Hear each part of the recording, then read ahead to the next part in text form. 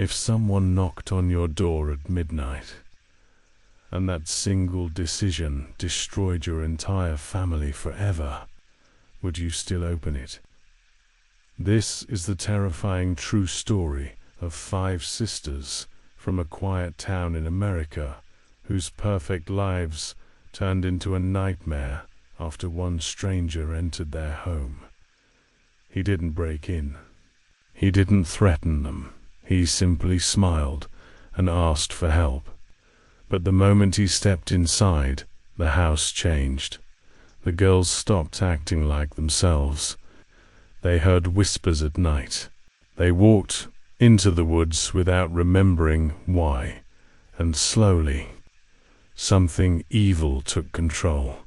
People called him the Whisper Man, and by the time their parents realized who he really was, one of the sisters was already marked for death. The 5 Sisters of Willow Creek. In the quiet suburbs of Salem, there stood an old 2-story house at the end of Willow Creek Road. It was painted white, with a wooden porch and large oak trees surrounding it. People in the neighborhood always admired the family that lived there, the Carter family. The father, Daniel Carter, worked as a high school history teacher. Their mother, Rebecca Carter, was a nurse at the local hospital. They were known as kind, respectful people who lived a peaceful life. But what made the family truly special were their 5 daughters. The eldest was Elena, 26 years old, calm, responsible, and like a second mother to her younger sisters. Then came Sophia, 24, smart, quiet, and deeply interested in books and old history.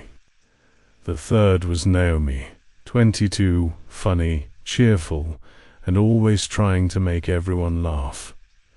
The fourth was Claire, 19, sensitive, artistic, and often found sketching alone near the garden. And the youngest was Lily, only 16, innocent, energetic, and loved by everyone. They were known in the neighborhood as the 5 Sisters of Willow Creek. Their life was simple and beautiful. Family dinners every night, movie weekends, birthdays celebrated in the backyard, laughter filling every room. But sometimes evil does not knock loudly. Sometimes it knocks softly, and everything changes. It was a cold October night. Rain tapped against the windows, and thunder rolled in the distance. Rebecca was preparing tea, while Daniel checked the locks before bed. The girls were upstairs laughing in Elena's room. Then, knock, knock, knock. 3 slow knocks at the front door. Daniel looked at the clock. 11:47 p.m. Too late for visitors. Rebecca frowned. Who could that be? Daniel walked to the door and looked through the peephole. A man stood outside, tall, wearing a long black coat. His hair was wet from the rain, and his face looked pale under the porch light. But his eyes were strange, almost too still. Daniel opened the door slightly. Yes? The man smiled politely. My name is Victor Hale, he said softly. My car broke down near the forest road. My phone is dead. I only need to make one call. Something about him felt wrong. But Daniel, being kind-hearted, let him in. That was the worst mistake of his life.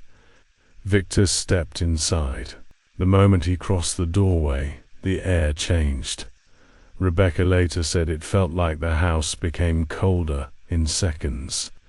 Victor looked around slowly, then his eyes moved upstairs. Toward the girls, he smiled. I see your daughters are home. Something in his voice made Rebecca uncomfortable. Daniel offered him tea and the house phone. Victor sat down, but instead of using the phone, he simply stared at the walls, at the family photos, at the staircase, and then he whispered something. No one understood the words. Not English, not anything normal. Sophia, upstairs, suddenly froze. She dropped her book. Naomi stopped laughing. Claire felt dizzy. Lily started crying for no reason. And Alina heard a voice in her head, a voice saying, "Come downstairs, one by one." The 5 sisters walked down, silent, expressionless, like sleepwalkers. Rebecca panicked. Elena, but none of them responded. They stood in front of Victor like puppets. Victor smiled. Yes, perfect. Victor was not an ordinary man. Years later, police reports would call him many things. A cult leader, a manipulator, a criminal. But locals had another name. They called him the Whisper Man. People said he could control minds, that he used rituals, that he preyed on young women, that entire families disappeared after meeting him. Most thought it was just urban legend, until the Carter family. For weeks the sisters changed, slowly, terribly. They stopped acting like themselves. Alina became cold and aggressive. Sophia locked herself in her room, writing strange symbols. Naomi stopped smiling. Claire painted disturbing black figures on every wall. Lily whispered to invisible people at night. Victor kept visiting, always at midnight, always wearing black, always leaving before sunrise. And strangely, the parents could do nothing. It was as if they too were trapped. Every time Daniel tried to stop him, he would forget the conversation. Rebecca would wake up with bruises and no memory. The house no longer felt like home. It felt cursed. Victor made the girls do horrible things, destroying family memories, stealing from neighbors, hurting people they loved, even standing for hours in the forest behind the house, as if waiting for something unseen. The sisters cried secretly, because somewhere inside they were still there, watching, unable to stop themselves, prisoners inside their own bodies. One night, Claire managed to fight the control. For just a few minutes. She locked herself in the bathroom and called Elena, crying. "I can hear him even when he's not here. He says we belong to him. I don't want this." Elena cried too, but before she could help, the bathroom mirror shattered, and Claire screamed. Victor was already inside the house. Things became worse after that. Lily disappeared one night. They found her standing barefoot in the cemetery at 3 a.m., smiling, holding dead flowers, saying, "He says one of us must leave forever." Rebecca broke down. Daniel finally went to the police, but there was no proof, no forced entry, no evidence. Victor seemed to vanish like smoke. Even security cameras failed whenever he appeared. The officers thought Daniel was losing his mind. Maybe he was, because even he started hearing whispers at night. Then came November 14th, the night everything ended. A storm stronger than any before hit Willow Creek. The electricity failed. The house went dark. At exactly midnight, Victor arrived. This time, he did not knock. The front door opened by itself. He walked in, smiling. The time has come. The 5 sisters stood in the living room, like they had been waiting. Rebecca screamed. Daniel tried to fight him. Victor pushed him with one hand, and Daniel flew across the room, like an invisible force had thrown him. Victor pointed at Claire. The chosen one. Claire began shaking violently. No, please. Lily held her hand, crying. Victor spoke those same strange words. The lights flickered, the walls shook, windows shattered, and then Claire collapsed. Blood from her nose, her body still, her eyes open, silent, dead. Rebecca's scream could be heard across the street. In that exact moment, someone arrived. A black SUV stopped outside. A man stepped out, Father Marcus, a former priest who had spent years investigating occult crimes across the country.